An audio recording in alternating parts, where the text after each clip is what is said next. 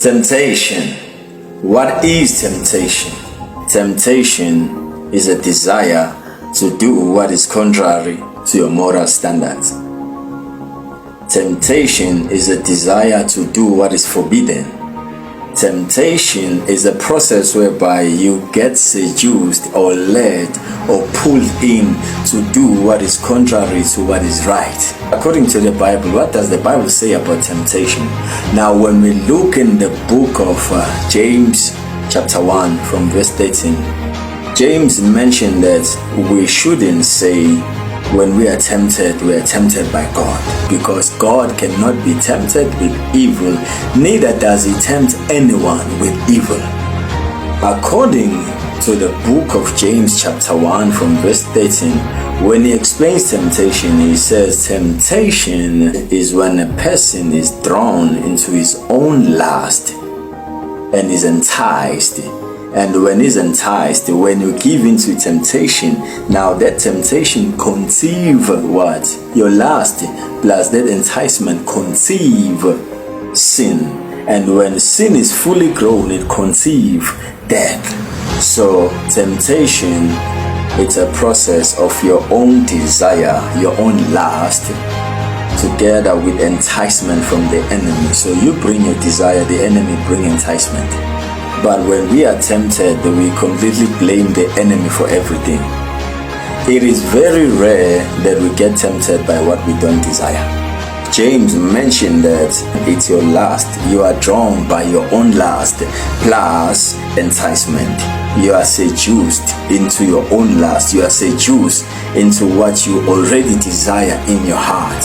And when you fall into it, you're falling into temptation. And when you perform it, it has conceived sin. And now sin is able to conceive what? Death.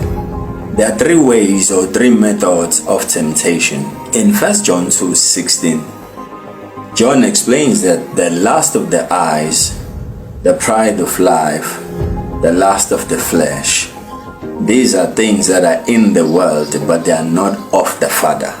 He mentioned these three things: the lust of the eyes, the lust of the flesh, and the pride of life. Now we see in Genesis the fall of man. The woman is tempted. Through the eyes she sees and she desires. And the pride of life comes in. The Bible says the woman saw that the fruit was good to make one wise. That's the pride of life. The obsession with knowledge, the obsession to know.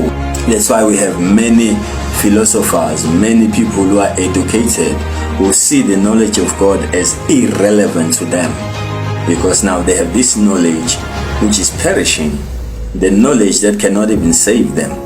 Anyway, I was not there. We see even the temptation of Jesus Christ. It's the same process. It's the same process. Jesus was fasting 40 days and he was hungry. When he was hungry, the desire that was in was the desire for food. He was hungry. So it was the lust of the flesh that the enemy used against Jesus. Jesus did not have lust, hear me right. But the enemy was trying to use the lust of the flesh to tempt him, to say, change these stones into bread. And then he goes on to take him to a high pinnacle. He says, look, this is the lust of the eye now. Look, I will give you all these things if you bow down to me. And then we see him again. He says to him, throw yourself down. If truly you are a son of God, you will not be harmed. The angel, it is written that the angel will not allow your foot to dash on a stone. This is the pride of life now, tempting him to fall into pride. But Jesus was tempted in all points, yet without sin.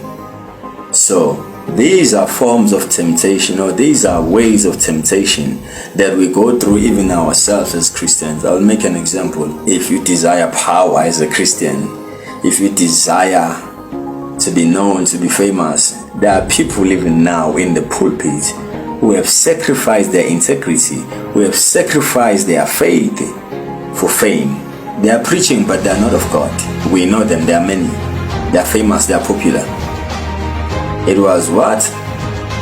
The pride of life. And the lust of the eyes. The enemy showed them, we can be this, we can be greater, we can be this, we can be this.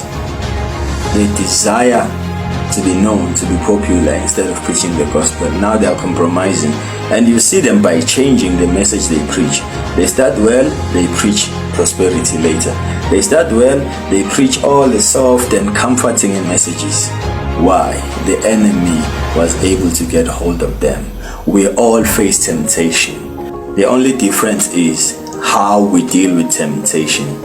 Look, we can be anointed to destroy every form of devil and stuff. But if our flesh is not disciplined, our downfall is inevitable. If our flesh is not disciplined, our downfall is inevitable. These are things we face. You see David, even his temptation, it was the same process. He saw a woman bathing, and then he lusted for the woman. It was the lust of the eye, the lust of the flesh. He performed sexual intercourse with her. That was lust of the flesh. And then we see the pride of life, where he killed the man. This is pride of life. He uses authority. This is pride of life. He uses authority to kill the husband of this woman. So now, this is the same process. The strategy of the enemy has not changed. It's the same. It has not changed. It's just the same thing, but we are failing to learn from it as believers, because the enticement and the eyes, whatever we desire with our eyes, we want to perform. We see Joseph is being tempted in the same way. The woman was persistent, but Joseph fled. That is why the Bible says flee. It doesn't say pray about it. It says flee. Flee all youthful lust. The book of James says you resist the devil. Submit yourself to God. Resist the devil and he will flee from you. That's how we deal with temptation.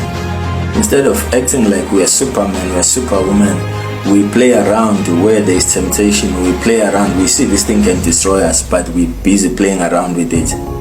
Flee from it. That's how you will survive as a child of God.